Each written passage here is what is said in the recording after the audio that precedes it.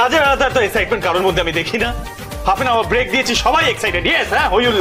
কি ব্যাপার, সবার নাকি রিফ্রেশমেন্ট চাই? আপনি রাজি হলে তবেই।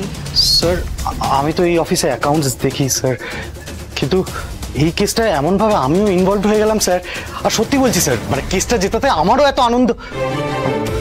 আসলে স্যার আপনি তো জানেন আমি খুব একটা হইচই পছন্দ করি না, কিন্তু স্যার আপনার অনারে হলে আমিও আছি স্যার।